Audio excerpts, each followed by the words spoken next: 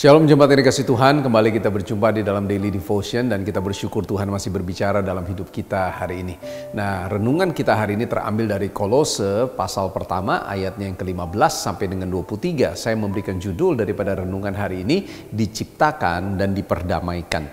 Saudara, kita bisa belajar bahwa kalau kita melihat ayat yang ke-15 dan 17, itu dikatakan bahwa Tuhan itu adalah gambar Allah yang tidak kelihatan. Katanya di dalam Dialah diciptakan segala sesuatu, katanya. Dan segala sesuatu diciptakan oleh Dia dan untuk Dia. Saudara, firman Tuhan hari ini kembali mengingatkan kita tentang Kristus dan ciptaannya. Hari ini kita diingatkan kembali bahwa saudara itu berharga sekali, sehingga saudara itu diciptakan oleh tangannya Tuhan sendiri.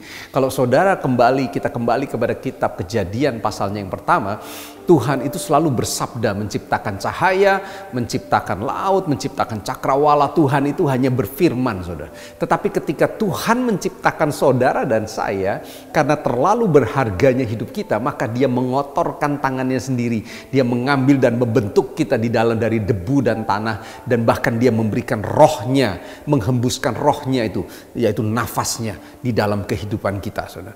Sebegitu berharganya kita. Dan hari ini saya mau biar firman Tuhan hari ini mengingatkan kembali Tuhan itu mengasihi saudara. Mungkin hari ini saudara merasa tertuduh, mungkin ada iblis atau perkataan-perkataan yang bilang dalam hidup saudara bahwa saudara nggak layak, sepertinya saudara tidak dikasihi, sepertinya saudara bahkan orang yang tidak penting atau tidak sama sekali tidak berharga. Saya mau saudara berkata ini hari ini buat kita semua. Itu adalah perkataan iblis dan jangan dengar itu. Saudara berharga di hadapan Tuhan, saudara diciptakan oleh Tuhan. Dan firman Tuhan bilang kita diciptakan segala sesuatunya itu untuk apa saudara? Diciptakan oleh Dia dan untuk Dia. Saudara, kita ada diciptakan oleh Tuhan untuk Tuhan. Itu yang pertama, yaitu tentang Kristus dan tentang penciptaan, yaitu saudara dan saya. Di bagian kedua ayatnya yang ke-19 sampai 23 itu berbicara tentang Kristus dan pemulihan, yaitu tentang bagaimana kita diciptakan, bukan saja diciptakan untuk Dia, tapi kita hidup dipulihkan untuk sebuah tujuan. Nah, ayat 21, ayat 20, saudara, ayat 20 firman Tuhan bilang gini, dan oleh Dialah, Ia katanya, oleh Kristus, Ia memperdamaikan segala sesuatu dengan dirinya. Saudara dan saya itu diperdamaikan dengan dirinya bahkan ketika kita itu tidak layak. Ketika kita itu berdosa, ketika kita hidup jauh dari Tuhan, najis, kita itu diperdamaikan oleh karena pengorbanan Kristus. Dan katanya, baik yang di bumi, baik yang ada di surga, sesudah Ia mengadakan perdamaian dengan darah salib Kristus itu sendiri. Ayat 21, juga kamu dahulu hidup jauh dari Tuhan dan bahkan memusuhi dalam hati dan pikiran kita seperti yang nyata dari perbuatan yang jahat. Ayat 22 bilang apa? Sekarang diperdamaikan. Ini menjadi sebuah jaminan. Dua kali saudara ada kata perdamaian di ayat ke-20 dan di ayat ke-22.